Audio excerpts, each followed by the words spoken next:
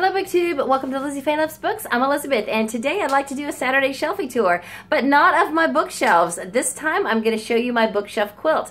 Now I did an unveiling of this a few weeks ago and I was using my old camera, and since then I've started filming on my phone. I had actually gone ahead and filmed a whole bookshelf tour of this quilt on my old camera, but the response was so great for filming on my phone. The color, the clarity, and everything is so much better. I decided to not use the footage that I had already filmed, but to refilm on my camera, and it's just taken me a little while to get around to doing it. So I'm here today to give you a row-by-row tour of my bookshelf quilt. Now, just in case you missed that unveiling video, this is a quilt that was made by my sister Charla. She is a reader. She's been in a couple of my videos, and if you're interested in seeing those, let me know and I can tell you which where they are, or send you a link. But she told me when I turned 50 that she wanted to make me two quilts. She actually sent one. It was a surprise, and we use that on our bed, and it's wonderful. And she said that she would make a second quilt and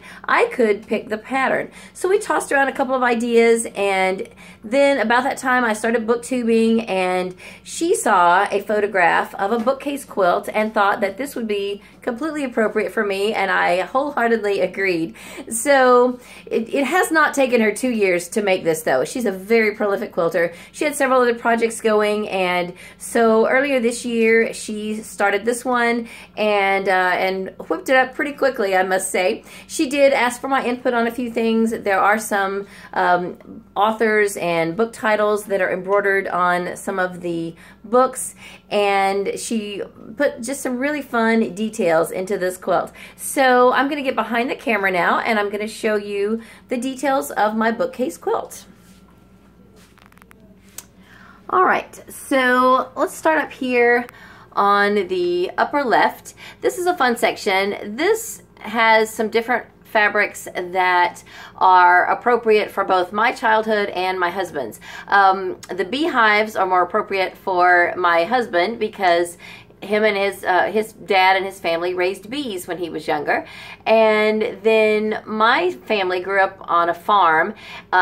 We didn't have sheep when I was young, but when Charlotte was young they had some sheep. We did have horses when I was young, and when I was young we had cats. I think they always had a dog, and I don't know if we ever had any ducks or geese, but these are just some really cute little farm prints with some farm animals. Now this section with the teacup or coffee cup and the cat, this is here partly because these are a couple of the ideas that we tossed around, and she wanted to go ahead and kind of, you know, add those to the quilt. One of the ideas that we thought about was just doing a quilt of cats and cat patterns. And then another idea that I kind of suggested was something to do with dishes, because I love dishes. I have several sets of dishes and china, things like that, and I love to collect dishes. In fact, when I go to any kind of a flea market or farmer's market, I look at books and I look at dishes. And those are the things that I love. In the next section, we have some other things that are very significant to both of our lives, actually, being my life and my sister's. I love that she put the Bible on the top shelf. That's probably the most important, well, I know that's the most important book in our lives, and I love that she gave it a very good place of prominence. Now, we grew up in Oklahoma, very close to the Texas border, so she put a little section of this fabric in that focuses on Texas and Oklahoma, very appropriate.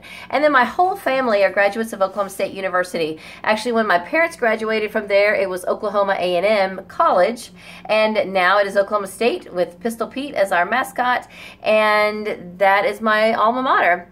All right, now Harmony is there because I am in the middle of two different book series that have the name Harmony in the title, and I also have other books on my shelf with the name Harmony, and I just seem to be drawn to that word. It is a beautiful word when you think about it, a wonderful meaning behind that word, and so I asked that she would put Harmony on at least one of the books.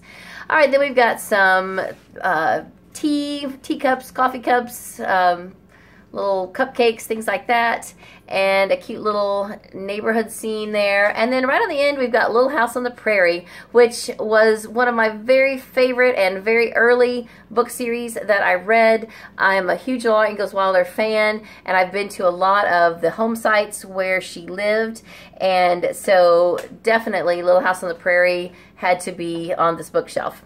All right, moving on down, we've got just some simple little fabrics here that are very cute. And then we have a cute little Calico Kitty. I've had several cats in my life that were calico, and I just think they're beautiful. And it's very appropriate that this cat is laying on some books, because if you are a cat owner or a cat lover, you know that cats love to lay on things. So that is adorable that she put the kitty in here on the shelf. And it's appropriate that it's high up. This is just the second shelf from the top. Cats like to go high if they can, and they like to climb up high. So I think that's very appropriate. All right, moving on down, we've got, I guess these are little princesses or ballerinas. My girls both took dance when they were young. I took dance when I was young. Oh, and then right next to that, we've got Winnie the Pooh and Piglet. And Winnie the Pooh is very significant in our lives. I believe Winnie the Pooh was Emily's very first stuffed animal, and she still has it to this day. And we love Winnie the Pooh around here. Then I love that she did this with this particular fabric. It already had arrows printed on it, and so she used that to embroider The Hunger Games, which is probably my favorite dystopian book or series.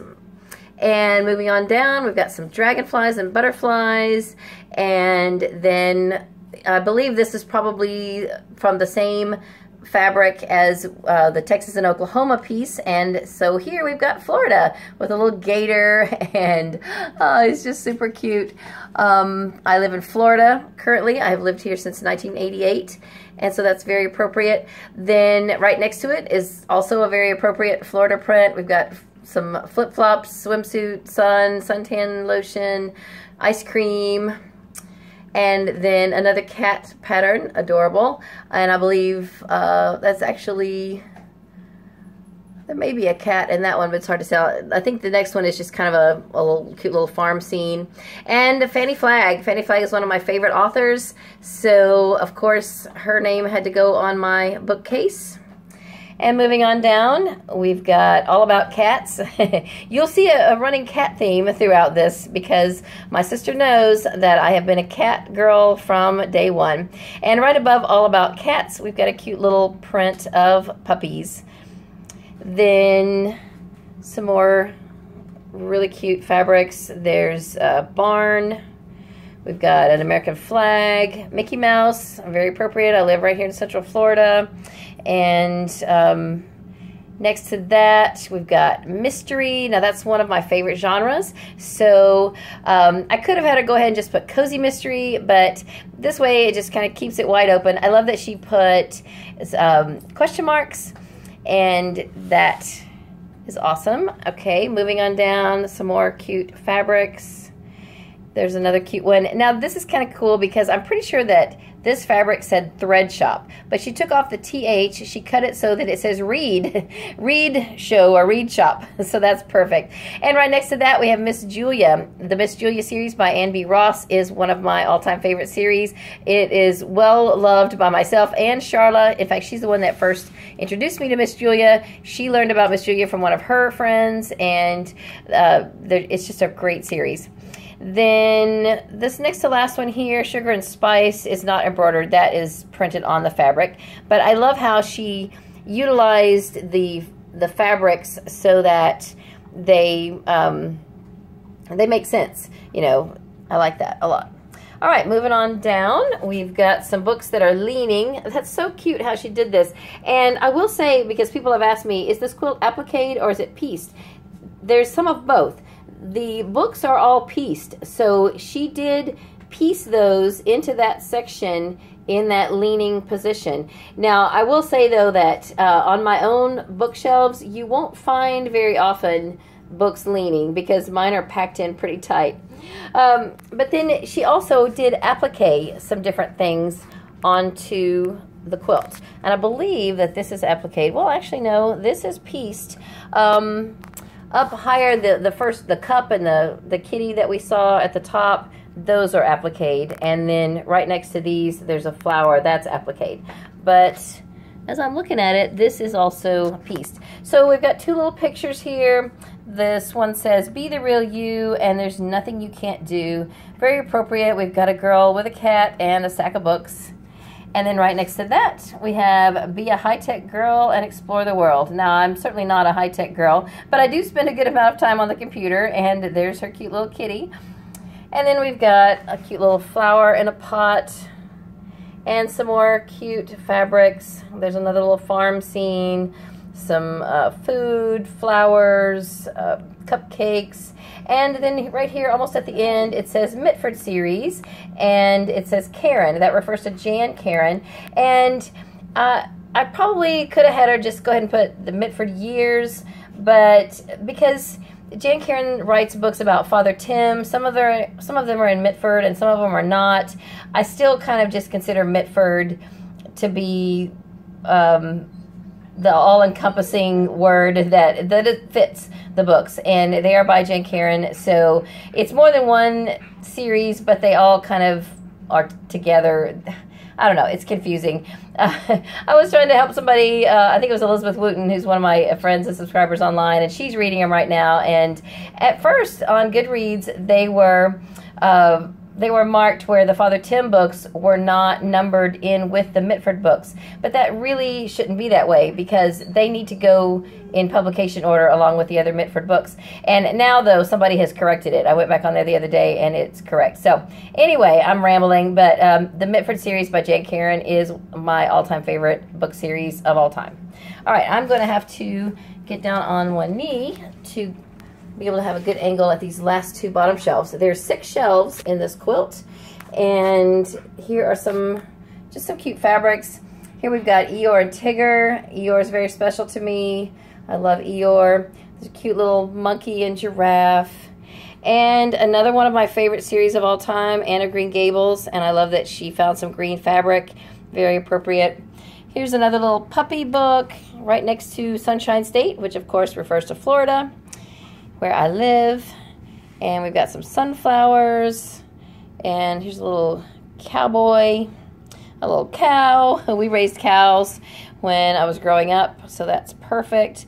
And someone asked me what this is, and after looking at it and looking at it again, I'm pretty sure this is supposed to be a recipe box. I love the peppers on the fabric, and see the lid here. So I'm pretty sure that this is a recipe box, which is something that you would find on a bookshelf, possibly. And moving on down to the last and bottom shelf, we've got 2 books here that are very significant. Meadows Family Album, because my last name is Meadows, and I am a scrapbooker and have some Meadows family albums. Then Jones Heritage Album, because that refers to my family. My maiden name is Jones, and when our mom died, she was making some heritage albums for all of us, and I ended up finishing those. So we do each, my sister, my brother, and I all have a Jones Heritage Album, which gives the genealogy and heritage, the family heritage of both our parents' families.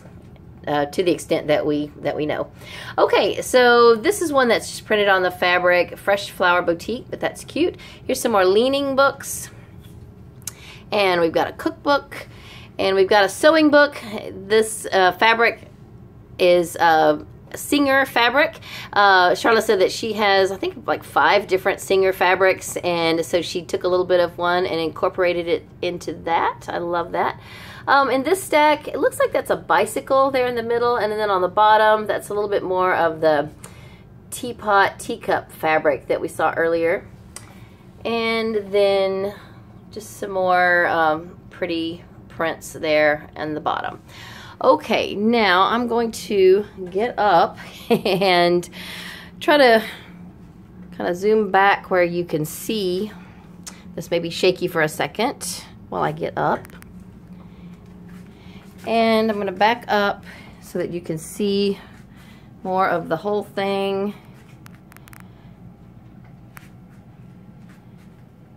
Let's see how far I can back up.